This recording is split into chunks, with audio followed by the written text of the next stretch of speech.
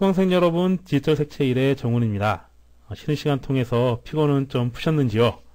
자, 3주차 색채 지역의 원리학 개념의 마지막 시간 3교시 공간적 특성에 의한 지각 현상에 대해 학습을 해보도록 합시다.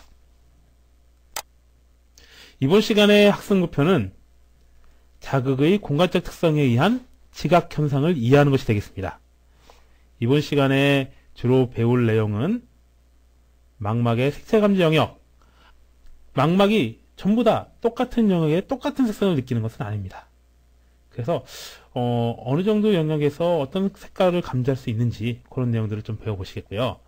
면적 효과, 메카로 효과, 그리고 페으너 효과를 통해서 주관색의 개념, 그리고 페으너 효과를 잘 나타내는 베나의 팽이에 대해서 학습을 하겠고요. 지각 관련 착시 현상에 대해서 학습을 하도록 하겠습니다. 또 이 마지막 지각 관련 착시 현상에 대한 학습 내용에는 여러분들이 색채뿐만 아니라 여러 가지 조형 활동을 하면서 아셔야 되는 게슈탈트 법칙에 대해서도 잠깐 살펴보도록 하겠습니다. 망막에 맺히는 색채 신호들은 그 범위와 영역에 따라서 조금씩 틀린데요.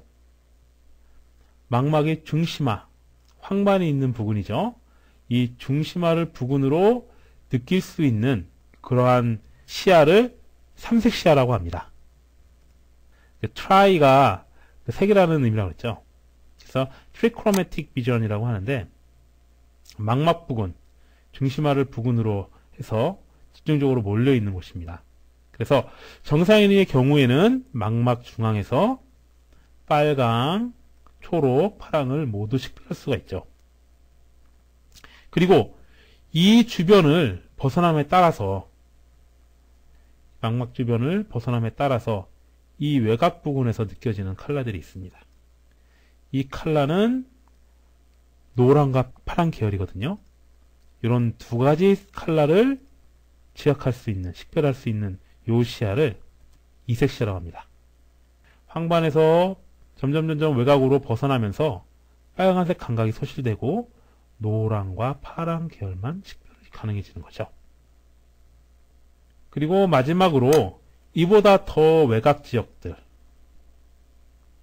또 한정된 지역인데요.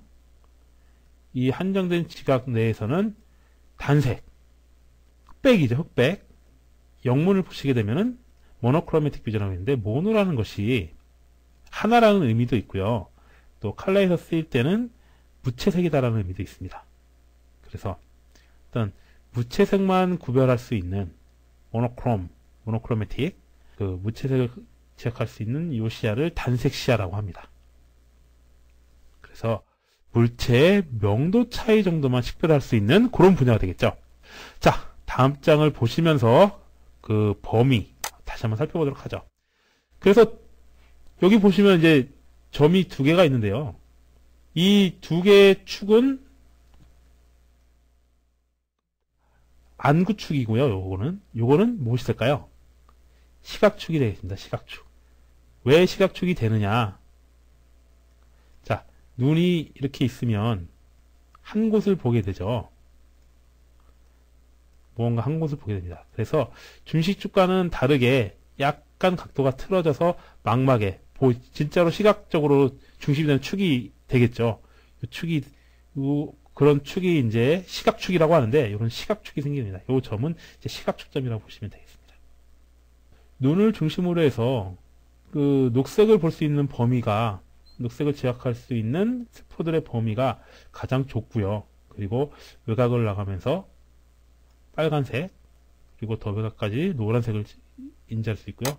그리고 유채색, 색상을 감지할 수 있는 가장 외곽은 파란색입니다. 파란색 신호를 인지할 수 있게 되어 있고요. 그 외곽은 이렇게 무채색이 그 흰색을 감지하게 되겠죠. 명도를 감지하는 것이 되겠습니다. 그래서 감지할 수 있는 그런 영역을 각도로 나눠보면 녹색의 경우에는 10도, 빨간색은 15도, 파란색은 25도, 노란색은 33도, 흰색은 60도까지 지각할 수 있다고 합니다. 또 면적 효과라는 것이 있는데요. 이 면적 효과 때문에 컬러를 적용할 때 시행착오를 겪는 경우가 많습니다. 특히 어떤 제품이라든가 아니면 의상에 어떤 색상을 도입을 할 때 그 샘플되는 컬러 일부만 가지고 이 색깔이 마음에 든다고 해서 그 컬러를 전체에 적용했을 때, 특히 큰 제품, 그 색이 적용되는 범위가 넓어지는 경우에는 기대했던 색상이 안 나오는 경우가 굉장히 많거든요. 왜 그러냐? 그것은 면적 효과 때문에 그렇습니다. 같은 색광, 같은 광원 안에서 같은 사람이 같은 색을 보더라도 그 면적이 변화하면 보여지는 색이 다르게 느껴집니다. 예를 들어 처음에 이 장을 딱 넘겨보셨을 때 여기 보이는 이 좀 진한 핑크 컬러가 처음에는 아이스크림 컬러 같기도 하고 좀 산뜻하게 느껴지셨을 겁니다. 근데 그걸 점점 고개를 이 앞쪽으로 한번 가까이 가져와 보십시오. 더 가까이 와 보십시오. 모니터가 코앞에 있을 때까지 와 보십시오. 그러면 이 분홍 컬러가 어떻게 느껴지시나요? 채도가 떨어지는 것을 분명히 느끼실 수 있을 겁니다. 처음에 봤던 그 느낌이 아니죠. 점점 탁해지는 듯한 느낌을 받으실 수가 있을 겁니다. 이렇게 아주 선명한 순색일지라도 그게 큰 면적이 사용되면 전체적으로 채도가 떨어지는 그런 느낌을 받게 되고 결국에는 무채색에 가까울 정도로 느껴지는 그런 것이 이제 면적 효과가 될 수 있겠고요. 자, 또 다른 면적 효과인데요.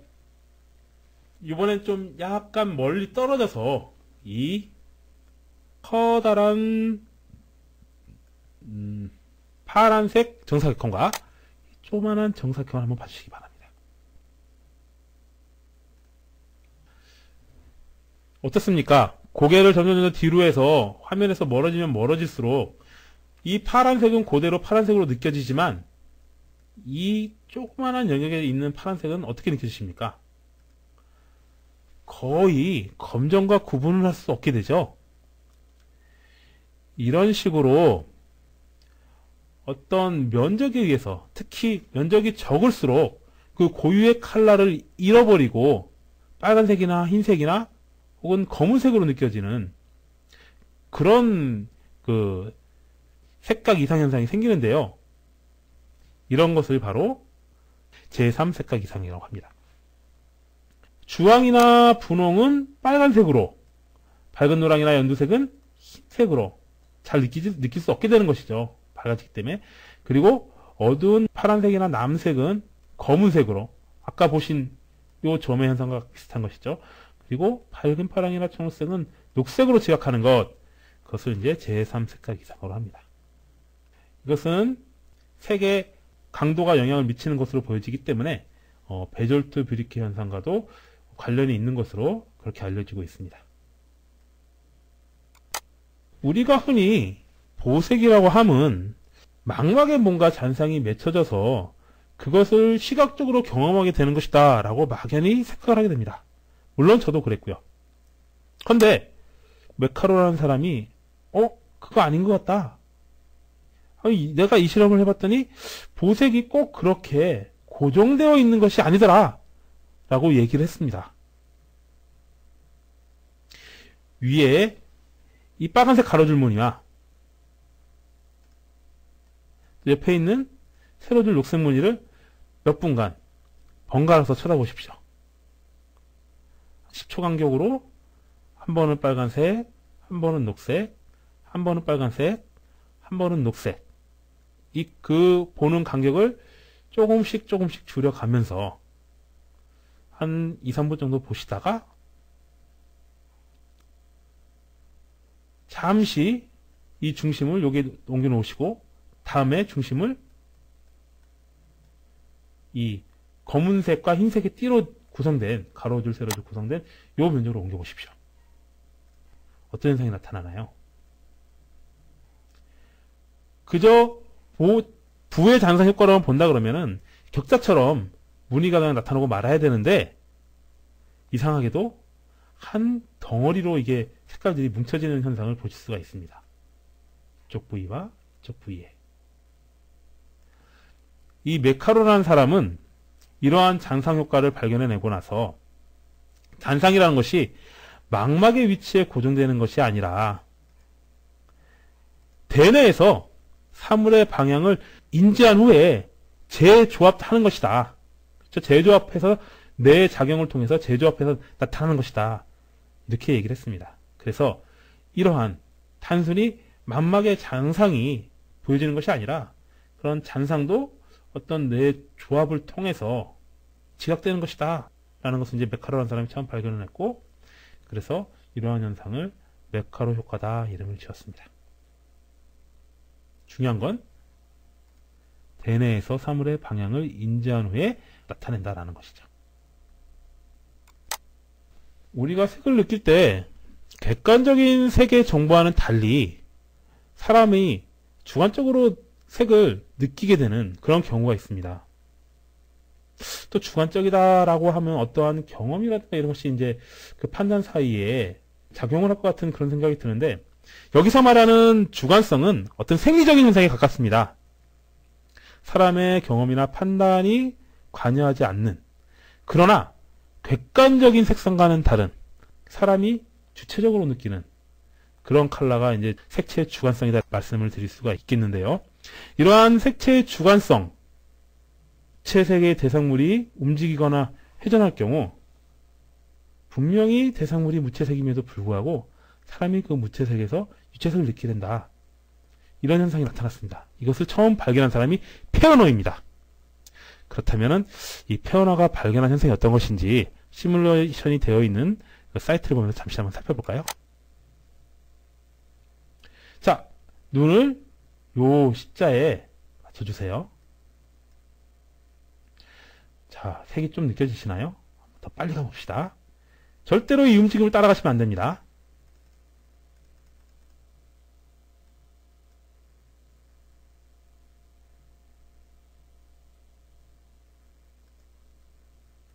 자, 다음 페이지를 한번 볼까요? 자, 어떻습니까?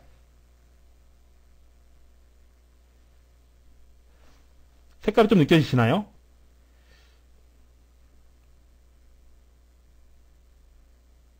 분명히 이 물체가 무채색으로 되어 있음에도 불구하고 컬러가 느껴지는 그런 현상이 바로 이제 페어너가 발견한 그 현상이 되겠고요.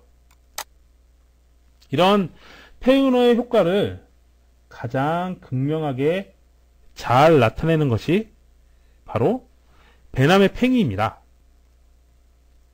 그래서 이 베남의 팽이라는 것이 이런 어떤 무채색을 유채색으로 가장 잘 느끼게 하는 그런 예가 되겠고요. 이런 예를 한번 볼까요?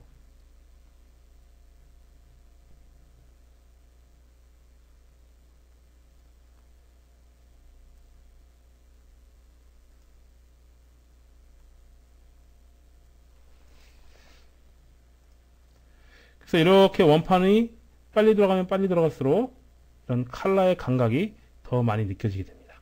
그런 것이 바로 이제 그 베남의 팽이가 되겠죠. 이런 현상들은 여러분이 집에서도 이러한 팽이라든가 그걸 만들어서 돌려보시면 느낄 수가 있겠고요. 지금 그 수업 시간 중에는 이 내용을 확인하기가 쉽지 않은데 여러분께서 직접 링크된 사이트를 열어보시고 사이트에 나타나는 버튼들이 있습니다. 여기 패스터 버튼, 점점 더 빠르게 돌리라는 버튼이거든요. 이 버튼을 점점 더 빠르게 누르라는 이 버튼, 이 버튼을 눌러보시고 또 한번 반대로 한번 돌아가게 한번 눌러보십시오. 여러분들이 굳이 그 베남의 팽이를 실제로 만들지 않더라도 이 색채 주관성이란 무엇인가, 그리고 또 베남이 만든 팽이가 이런 색채 주관성을 어떻게 보여주는가를 확실하게 여러분들이 느끼실 수 있을 겁니다. 이렇게 무채색의 대상물을 통해 유채색을 경험해야 되는 것, 이것이 바로 색채의 주관성이고, 이러한 색채의 주관성을 처음 발견한 사람이 페어너라서 이런 효과를 페어너 효과라고 합니다. 이와 더불어서 같이 여러분들이 숙지하고 계셔야 되는 것은 이러한 페어너 효과를 가장 잘 나타낸 것이 베남의 팽이다, 혹은 베남의 코마라고도 합니다. 베남의 코마, 베남의 팽이 같은 말이고요. 이것이 색채 주관성이라는 개념 안에 다 한데 뭉쳐질 수 있는 개념들입니다. 색채의 주관성, 페노 효과, 그리고 페노 효과는 배남의 팽이로 가장 잘 나타난다. 이해하시면 되겠습니다. 자, 그리고 이제부터는 착시 현상에 대해서 좀 공부를 해보도록 하겠습니다. 착시라는 것은 지각과 아주 밀접한 관계를 맺고 있죠. 그런데 흔히 환각이란 말과 착시라는 말을 혼동하여 쓰기도 합니다. 환각과 착시를 나누어서 좀 구분해 보면, 지각이라는 것은 언제나 대상물이 존재하는 것이 되겠죠. 헌데 지각할 수 있는 대상물이 없음에도 불구하고 무언가를 지각한다. 이런 것은 환각이 되겠습니다. 그러나 이와는 달리 지각되는 대상이 있지만 사람이 눈을 뜰 때 실제의 대상과 오차가 생기는 것, 이것을 착시라고 합니다. 그래서 환각이라는 것은 대상물이 없음에도 불구하고 대상물을 지각하는 것을 환각이라고 하고, 착시라고 하는 것은 분명히 객관적인 대상물이 있는데 그 대상물을 객관적으로 느끼지 못하거나 혹은 오해를 하는 것, 그 대상물에 대해서 착각을 하게 되는 것, 이런 것을 이제 착시라고 이해를 하시면 되겠습니다. 이런 착시는 크게 물리적 착시와 인지적 착시로 나눠볼 수가 있겠습니다. 물리적 착시라는 것은 어떤 생리적으로, 그러니까 인지의 판단 과정을 거치지 않고 즉각적으로 느껴지는 그런 착시라고 보시면 되겠거든요. 그래서 물리적 착시 현상은 적자 착시, 그리고 잔상효과에 의해서 실제로는 존재하지 않는 것들을 지각하는 것, 그런 것이 가장 대표적인 물리적 착시다, 이렇게 볼 수가 있겠습니다. 이 물리적 착시에는 명암이라든가 기울기, 색상, 움직임 등 눈에 주어지는 특정한 시각 자극이 과도하게 수용되면서 일어나는 현상으로 파악이 되는데요. 그 몇몇 반복되는 이미지들이 시각정보 인지 과정이 초기 단계에서 생리학적인 불균형을 가져오게 되면서 이렇게 어떤 지각하는 것을 착각하게 만드는 그런 착시를 유발한다, 이렇게 알려져 있습니다. 좀 더 구체적으로 말씀드리면, 빛의 세기에 따라 반응하는 수용되는 영역, 그런 영역에 간산세포가 자극에 반응하면 가로축으로 인접한 다른 간산세포에 자극을 전달해서, 그렇게 되면 굉장히 혼란하게 되겠죠. 계속 전달하려고 하는데 그런 전달하려고 하는 것이 끊이지 않고 계속 전달이 된다 그러면은 시각적으로 엄청난 혼란에 빠질 것입니다. 그렇기 때문에 다른 방향으로 인접한 간상세포에도 자극을 전달하려고 하는 그것을 이제 억제를 하게 됩니다. 계속 전달이 되지 않도록. 그래서 이제 반대작용을 하는 것이 되겠죠. 작용에 반대되는 반작용의 개념으로 횡 억제를 하게 되는데, 이러한 그 반응을 전달하려고 하는 그런 성질, 그리고 그 반응을 억제하려고 하는 이런 횡 억제 현상이 나타나면서 사람들이 착시를 일으킨다. 이런 현상은 특히 그 대비, 명암 대비가 뚜렷한 시각적 자극들에서 더 명확하게 나타나게 되겠죠. 그만큼 대비가 극명하기 때문에. 그래서 이런 자극의 수용 상황에서 착시가 발생하는 것으로 그렇게 판명이 되어지고 있습니다. 그 가장 대표적인 것이 이 위에 나와 있는 헤르만 에빙하우스의 격자 착시입니다. 헤르만 에빙하우스, 요걸 이제 풀었으면 HERMAN이니까 허만이 되겠죠? 헤르만과 허만은 같은 사람이다. 왜 얘는 헤르만이고, 이 사람은 허만이라고 하는데 왜 이게 같은 사람이냐? 이렇게 물으시면 곤란합니다. 발음하기 나름이기 때문에. 그때 다르죠. 그래서, 헤르만의 격자 착시, 이것은 뭐, 허만 도트와 똑같은 개념이다. 이 도트는 점이란 뜻이죠. 그래서 허만이 이렇게 검은색 격자 사이에 이렇게 흰색이 놓여있을 경우에 이런 접한 흰색에 어떤 회색의 점들이 나타나는 것을 발견하게 됐는데, 이것을 이제 허만이 발견했다고 해서 헤르만 에빙하우스가 발견했다고 해서 헤르만, 허만 똑같은 사람이라고 했죠. 허만 도트라 이름을 지었습니다. 여러분들 보이시죠? 점들. 존재하지 않는 점들이 막 깜빡깜빡하는 게 보이시죠? 바로 이제 이게 허만 도트다, 이렇게 생각하시면 되겠고요. 그리고 밑에 그림 한번 보시죠. 밑에 그림. 마치 책을 펼쳐놓은 듯한 그런 느낌이 드시죠? 왜 책을, 하드카피의 책이 펼쳐진 듯한 느낌이 드는데, 왜 그런 느낌이 드냐 하면, 여기 뭔가 흰 줄이 간 듯하고 여기는 좀 더 검은 그런 줄이 간 듯하기 때문에 그런 것이죠. 그래서 한번 뭔가 이렇게 꺾인 다음에 다시 꺾여서 펴진 듯한 그런 느낌이 들죠. 하지만 이것이 바로 착시입니다. 그렇게 느껴질 뿐이지 여기는 밝은 선이 없습니다. 여기도 마찬가지로 더 진한 선이 없고요. 요 한 색과 이 진한 색에 그대로 그라데이션이 되는 겁니다. 하얀색이 존재하는 게 아니고 분명히 더 밝은 색이 아니고 이 면에서 더 진한 색이 아닌데 분명히 더 진하게 느끼고 더 밝게 느끼죠. 이것이 바로 이 줄을 어떤 색과 어떤 색이 그라데이션이 되는데 그 그라데이션 되는 양 끝색의 면적이 커지면 동일한 색으로 양쪽 끝색의 면적이 커지면은 그 대비로 인해서 줄이 느껴지는 것. 그래서 이 줄, 고무줄 할 때 그 밴드 하죠. 러버 밴드. 그것처럼 이렇게 줄이 생기는데 이 줄을 마하밴드라고 합니다. 혹 마하밴드다라고 할 때도 있는데 바흐나 바하나 똑같은 사람이듯이 마흐나 마하나 똑같은 개념이다라고 생각하시면 되겠습니다. 그래서 이렇게 띠처럼 느껴지는 요것을 이것도 착시 현상인데 마흐밴드라고 합니다.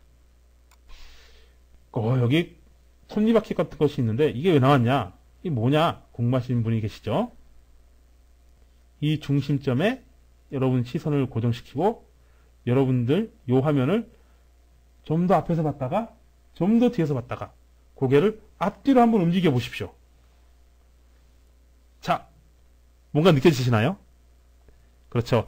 이것도 역시 앞서 말한 그런 착시의 설명대로 어떤 대비에 의해서 이런 대비가 옆에 전달하려고 하는 그런 추상체의 활동을 억제하려는 그런 횡억제가 나타나고 또 그 보색잔상 현상도 마찬가지로 영향을 미치고 있는 것 같습니다. 이러한 영향에 의해서 도형이 마치 움직이는 듯한 그런 느낌을 받고 있죠. 이것도 뭡니까? 이 뒤쪽 그림부터 보시면은 노란색과 청색, 흑색이 있습니다. 이것들이 이제 보색잔상을 나타내는 거의 보색에 가까운 컬러죠.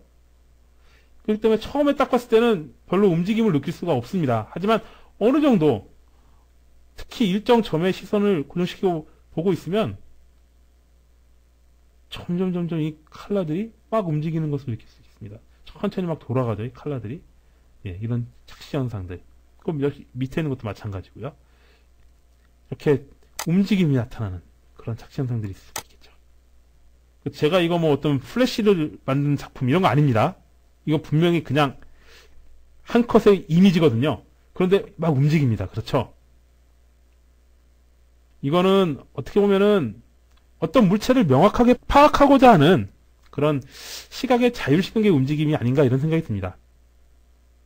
예전에 칼라TV가 나온 지 얼마 안 되었을 때 케이블이 보편화되지 않은 그래서 전파로만 방송을 보던 그 시절에는 화면이 굉장히 선명하지 않고 흐리고 막 파도가 치고 중간에 우박도 내리고 막 그랬던 시절이 있었습니다.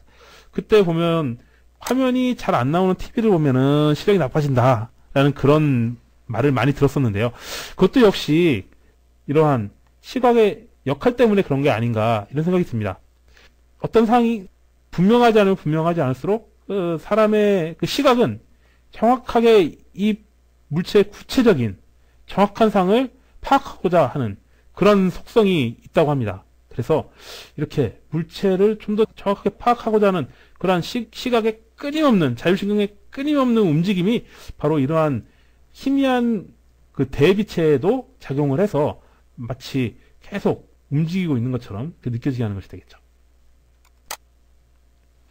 자, 이제 물리적 착시는 여기까지 이제 살펴보았고요. 다음에는 인지적 착시에 대해 살펴보도록 하겠습니다. 물리적 착시가 그야말로 그냥 생리적으로 어떤 물리적인 현상에 의해서 나타나는 것인 반면에 인지적 착시는 어떤 무의식적인 추론에 의해서 발생하는 것이다 이렇게 알려져 있습니다. 어떤 그 추론이라는 것이 이제 도입이 되는 거죠. 추론이라는 개념이. 그 인지적 착시의 이제 대표적인 것 중에 하나가 이제 기하학적 착시가 되겠습니다. 도형은 항상 일정 모형을 지니지만 보는 우리가 그 도형의 방향, 각도, 크기, 길이를 통합적으로 인지하는 가운데 실제와는 다르게 지각하는 거죠. 실제와는 다르게 지각하는 현상이 기하학적 착시입니다. 이 옆에 이미지를 한번 보실까요? 이 A라는 선분의 길이와 이 B라는 선분의 길이는 다를까요? 다르게 보이지만 분명히 다르게 보입니다. 그쵸? A가 훨씬 길어 보이죠? 그러나 A나 B나 보시면 알겠지만 3cm입니다. 그쵸? 똑같은 길이임에도 불구하고 이 주변의 영향으로 인해서 어떤 것은 더 길게 또 어떤 것은 더 짧게 느껴지죠. 이러한 착시 현상을 발견한 사람이 밀러 라이어라는 사람입니다. 그래서 밀러하고 라이어라는 사람이 이러한 착시 현상을 발견을 했다 그래서 이제 밀러 라이어 착시다 이렇게 이름을 지었고요. 또 에빙하우스 도형이라는 것이 있습니다. 이 그림 내에서 중점적으로 봐야 되는 것은 가운데의 원입니다. 그래서 뭐 제가 이 선을 그려놓으니까 뭐 크기 감지가 잘 안 되는데 딱 지어놓고 보면 이 원이 이 중앙에 있는 원이 다르게 느껴지시죠? 크기가 주변이 작은 원이 있는 것은 상대적으로 좀 원이 커 보이고 또 주변에 큰 원들이 있는 중심의 원은 좀 작아 보입니다. 그쵸? 허나 이 두 원의 사이즈는 똑같다는 거 이것은 이제 에빙하우스가 발견을 해서 이거는 에빙하우스 도형이라고 하고요. 또 그 평행하는 수직선 평행하는 이런 수직선에 서로 교차하는 사선을 반대 방향으로 주면은 선들이 꺾여 보이죠. 그래서 이렇게 꺾여 보이는 현상을 발견한 게 체르노고 그래서 이제 체르노 도형이라고 이름 쳤고요. 그리고 평행하는 사선에 평행선에 인접한 그런 사선들 때문에 꺾여 보이는 휘어져 보이는 이런 현상이 나타나는데 이런 것을 이제 헤어링 착시다 이렇게 합니다. 그리고 이 그림을 보시면은 두 개의 선이 있습니다. 두 개의 선이 있는데 자 어떻게 느껴지시나요? 밑에 선이 약간 흐리긴 하지만 위에 선이 더 길게 느껴지시죠? 하지만 이 위에 선이나 밑에 선이나 길이는 똑같습니다. 어떤 원근의 영향 때문에 그 위에 있는 선이 더 길게 느껴지는 거죠. 이런 것을 발견한 사람이 폰조인데요. 이게 폰조의 이런 착시를 가장 극명히 나타내는 것이 이 폰조의 원통입니다. 자, 뒤로 가면 뒤로 갈수록 원통이 더 커 보이죠? 분명히 앞에 있는 것보다 뒤에 있는 게 더 커 보입니다. 이 원근에 의해서 이런 착시가 나타나는 거죠. 하지만 이게 꼭 원근에 의한 걸까요? 그렇습니다. 이게 어떤 주변의 영향으로 인해서 특히 우리의 학습이 된 것에 의해서 무의식적인 추론으로 그 크기가 다르게 보이는 것, 크기를 오해하는 것, 이것이 이제 착시 현상이 되겠죠. 폰조 착시도 역시 마찬가지로 그런 것의 일종이 될 수가 있겠고요. 그리고 민스터버그의 도형이라는 것이 있습니다. 나란히 정사각형들이 엇갈려서 그려져 있습니다. 분명히 똑같은 크기의 것들이고 똑같이 90도 수직으로 놓여져 있죠. 그런데 이 중심에 축을 하나 쭉 그려봤습니다. 그랬더니 이 축이 어떻게 보이나요? 어떻게 보이십니까? 똑바로 서 있는 90도로 보이시나요? 위쪽이 오른쪽으로 약간 더 기울어진 그런 느낌이 들지 않나요? 그쵸. 이런 걸 현상을 발견한 사람이 민스터버그고 그래서 이것을 이제 민스터버그 도형이라고 합니다. 자, 그래서 인지적인 이런 착시는 크게 나눠보면 각도에 대한 착시, 각도 방향 착시, 그리고 선이 휘어져 보이는 만곡 착시, 그리고 크기가 다르게 보이는 크기 착시 이렇게 나눠보실 수 있습니다. 다 살펴봤던 내용이요. 또 아까 빠졌던 내용들을 살펴보면 예로 많이 나오는 것 중에 하나가 이 카페벽 착시입니다. 다 분명히 평행한 선인데 그 중간에 그 사선으로 느껴지는 이런 무늬들을 엇갈려 놓음으로써 사각형의 무늬를 엇갈려 놓음으로써 마찬가지로 요 위에 보았던 이 정사각형들이 엇갈린 가운데 선을 그려 놓으면은 이게 엇갈려 보이는 것처럼 똑같은 현상이죠. 이게 이런 식으로 이제 착시가 일어나는 카페벽 착시가 있을 수가 있고요. 그리고 또 이 밑에 삼각형 한번 볼까요? 이 점이 한참 위에 찍혀져 있는 것 같죠? 이게 중심점이 아니기 때문에 이 점이 굉장히 위에 찍혀져 있는 것 같아서 삼각형의 끝에서 이 점까지의 위치,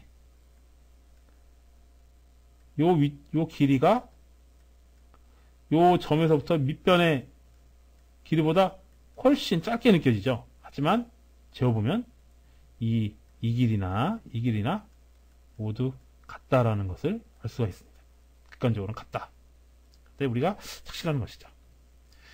이런 이제 인지적 착시를 살펴봤고요. 인지적 착시와도 관련이 있고, 그리고 착시라기보다는 사람이 그 대상물을 구조화하고자 하는 그런 욕구 때문에 생기는 법칙들이 있는데요. 그런 것을 이제 조형에 대한 어떤 심리학적 접근을 통해서 이론으로 정립시킨 것이 이제 게슈탈트 이론이다. 대표적인 게 이제 게슈탈트 이론이다. 이렇게 말씀드릴 수가 있습니다. 예로 가져온 요 이미지를 한번 보시면, 여러분 이쪽에 이 이미지가 어떻게 보이시나요? 네, 맞습니다. 이 밑에 뭔가 원과 같은 것이 있고, 그 옆이나 그 아래에 선으로 된 삼각형이 있고, 그 위에는 선이, 외곽선이 보이지 않는 삼각형이 있는 것처럼 그렇게 느껴지시죠? 하지만 이 그림은 그저 팩맨이죠? 이렇게 입 벌리고 있는 팩맨 3개와 그리고 이렇게 뾰족한 선 3개로 이루어진 그런 도형일 뿐입니다. 하지만 우리는 이 도형에서 이 삼각형, 그리고 위의 삼각형, 그리고 밑에 원 3개를 느끼죠. 어떤 물체를 보았을 때, 어떤 조형 형태를 보았을 때 이것을 단순하게 인지하려 하고, 또 이것을 서로 연관지어서 폐쇄된 형태로 지각하려는 어떤 그런 폐쇄성을 사람들이 가지고 있다고 합니다. 이런 특성으로 인해서 사람들이 이제 존재하지 않는 도형을 지각하는데, 이런 것들이 바로 이제 게슈탈트 이론의 하나라고 볼 수가 있는 거죠. 자, 그러면은 굳이 뭐 착시라고 말하기는 좀 그렇지만, 사람의 지각과 관련된 것이고, 또 여러분들이 조형을 다루는 디자인을 공부하고 있기 때문에 이 게슈탈트에 대한 조형 이론 중에 하나라고 볼 수가 있겠고요. 특히 조형 심리학이라고도 많이 일컬어지고 있는 게슈탈트에 대해서 좀 더 브리프하게 살펴보도록 하죠. 자, 게슈탈트 이론, 게슈탈트 심리학이라고도 하죠. 그렇죠? 이런 게슈탈트 이론은 형태주의 이론이다 이렇게 볼 수가 있겠습니다. 사람들이 형태를 어떤 식으로 지각하려 하는가, 심리적으로 그런 것을 이제 이론으로 정립한 것이 게슈탈트 이론이라고 말씀드릴 수가 있겠고요. 그런 이론을 통해서 나타난 것이 게슈탈트 법칙입니다. 지각의 체제화 법칙이라고도 하는데요. 영어로 보시면은 perceptual organization 이렇게 되어 있습니다. 이게 perceptual이라는 게 인지죠, 인지. 또 인지라는 것은 사람이 무언가를 받아들여서 아는 것이기도 하고요. 특히 어떻게 받아들이냐, perceptual. 이게 이제 수용한다라는 의미가 있거든요. 그래서 대상물이 어떤 패턴으로 있을 때 어떤 식으로 수용하려고 하는가에 대한 그런 내용들이 이제 게슈탈트 법칙으로 또 정립이 되어 있습니다. 이게 무슨 얘기냐 하면, 사람들이 보편적으로 여러 개의 자극이 있을 경우에는 이 여러 개의 나눠진 자극들을 의미 있는 큰 단위로 집단화, 한마디로 어떤 구조, 체계를 갖는 뭔가 구조화된 그런 형태로 인식을 하려고 하는 그런 경향이 있다라는 겁니다. 그래서 나온 법칙인데요. 이 법칙을 4개 정도로 말하는 사람도 있고요. 또 5개 정도로 말하는 사람도 있고요. 또 6개로 말하는 사람도 있고. 그러니까 게슈탈트 이론이라는 것이, 게슈탈트라는 것이 이제 조형, 형태, 이런 의미를 가지고 있는 독일어거든요. 그렇기 때문에 연구를 하면 할수록 더 많은 법칙들이 추가가 될 수 있겠죠. 일단 기본적으로는 어떤 뭐 유사성이나 연속성, 인저성, 그리고 공통 운명, 이렇게 이제 4가지 정도로 얘기하는 사람도 있고, 여기 하나 더 포함시켜가지고 뭐 좋은 형태의 법칙이라든가, 또 하나 더 추가시켜서 뭐 친수의 법칙이라든가, 이런 법칙들이 이제 계속 추가가 되고 있는 양상을 보이고 있습니다. 일단은 요 6가지 정도는 많이 회자가 되고 있는 내용이기 때문에 여러분도 이제 간략하게 알아볼 필요가 있습니다. 앞에서 살펴보았던 요 착시 현상. 이제 요것이 이제 프레그넌츠. 뭐 다른 말로는 law of pregnancy. 좋은 형태 법칙이다. 이렇게 불려지고 있는데요. 자, 요 예제를 봐서 알 수가 있습니다. 이 A라는 형태가 어떻게 느껴지십니까, 도대체? 직사각형과 원의 조합으로 이렇게 느껴지시죠? 이러한 형태와 이러한 형태가 합쳐진 그러한 형태로 인식하는 사람은 별로 없다는 겁니다. 그래서 아주 심플한, 단순한 형태로 이루어져 있는 그런 형태로 이해하고자 하는 그런 경향. 그것이 이제 바로 프레그넌츠가 되겠죠. 그리고 두 번째, 유사성의 법칙입니다. 자, 요 조형이 이렇게 있는데요. 조형의, 조만한 조형의 조합들이 있는데 이것이 어떻게 느껴지시나요? 이런 묶음으로 느껴지시나요? 아니면 이런 묶음으로 느껴지시나요? 대부분의 사람들은 보편적으로 다른 형태를 새롭게 이렇게 느끼지 않고 유사한 형태는 유사한 형태끼리 묶어서 본다는 겁니다. 이런 식으로. 그쵸? 이런 식으로 방향성을 갖거나 아니면 집단화시키려고 하는 것. 이게 유사성의 법칙이라고 보시면 되겠고요. 연속성의 법칙입니다. 밑에 있는 이미지를 한번 볼까요? 자, 이 이미지가 어떤 조합이라고 생각하십니까? 혹시 요 묶음과 요 묶음이 더해진 것이다 라고 생각하는 분이 계시나요? 혹은 이렇게 된 형태가 붙은 것이다 라고 생각하는 분이 계시나요? 보편적으로 사람들은 그냥 이런 곡선과 이런 직선이 만난 것이다 라고 이해를 한다는 것이죠. 그래서 어떤 자연스럽게 연속되는 것을 선택하는 그런 경향이 있다는 것입니다. 그리고 인적성의 법칙입니다. 여기 이렇게 도형들이 있는데 이런 도형들이 이게 뭐 다 하나처럼 느껴지냐 아니면 그냥 이렇게 네 개 가까운 것끼리 묶어진 것처럼 보이냐 라는 거죠. 이런 거리가 어떤 패턴의 집단화에 영향을 미치는 것입니다. 그래서 인접한 것들끼리 이렇게 한 묶음으로 보이고자 한다 라는 것이 이제 인접성의 법칙이 되겠고요.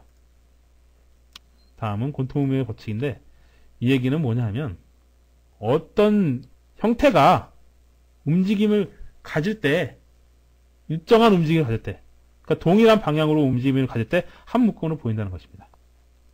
예를 들어 이렇게 움직이는 것 같은 경우에는 뭐 하나로 보이는 거죠. 계속 이렇게 이런 식으로 하면은 패턴화돼서 얘네들이 똑같이 움직인다라고 이제 느끼는 것이죠. 쭉쭉쭉쭉쭉. 그리고 마찬가지로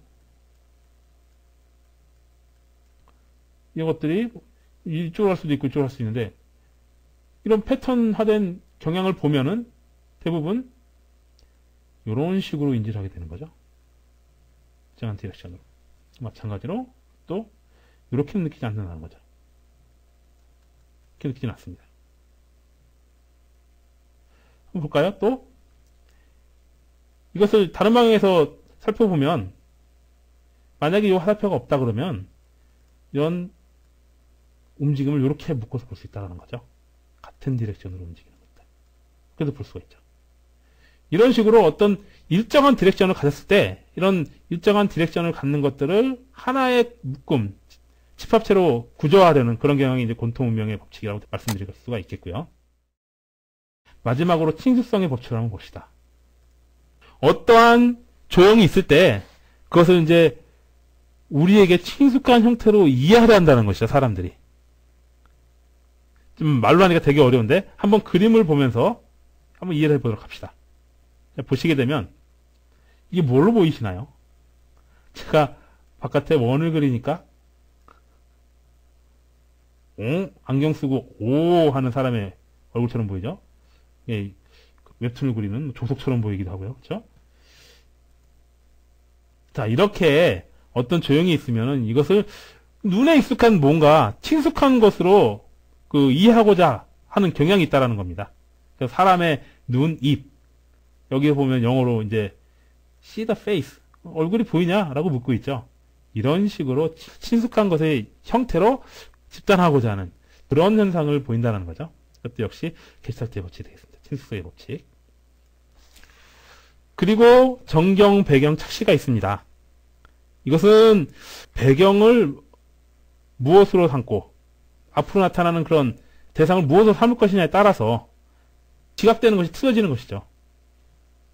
이제 대표적인 것이 이제 물고기와 기러기, 그리고 토끼와 오리, 그리고 마녀와 미녀, 그리고 컵과 사람 얼굴. 이건 무엇일까요? 사람 얼굴과 에스키모입니다. 이쪽을 배경이다라고 생각을 하면 이렇게 등을 보이고 서 있는, 등을 보이고 코트를 입은 에스키모가 보일 것이고, 전체를 전경, 대상이다라고 생각을 하고 요 뒤에 여백을 배경이다라고 생각을 하면 사람의 얼굴이 느껴지실 겁니다. 그렇죠? 개체가 자신과 자신을 둘러싼 환경, 장을 어떻게 지적하느냐, 배경과 전경을 어떻게 지적하느냐에 따라서 지적하는 내용이 틀어지는 것이죠. 또 이제 게슈탈트에 나오는 이야기 중에 하나고요. 그리고 논리적인 착시가 있습니다. 그림상으로는 이상이 없지만 논리적으로는 도저히 있을 수가 없는, 존재할 수 없는 그런 것들에 대한 착시 현상이죠.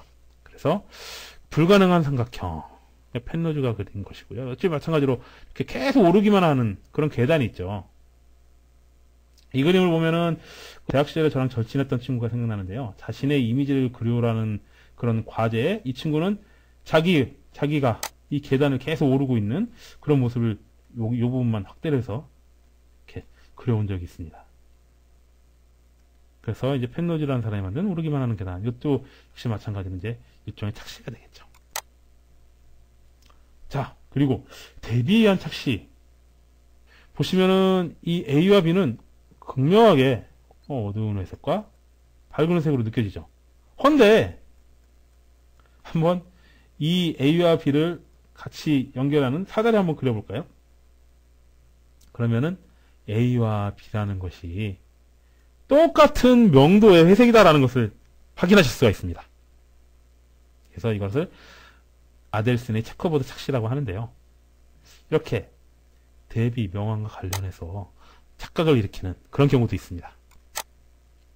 자, 이런 지각 관련 착시 현상은 여러 가지 형태로 응용이 될 수 있습니다. 여기서는 보는 각도를 이용을 해서 마치 박스가 거꾸로 쌓인 듯한, 그리고 누군가 커다란 얼굴이랑 같이 듯한, 그리고 배경과 한데 어우러진 듯한 이런 이제 착시 현상을 만들 수도 있겠고요. 응용하기 따라서. 그리고 언뜻 보면은 어떤 벤 앞에 페라리가 주차되어 있는 듯한 그런 느낌이 드는데, 자세히 보시면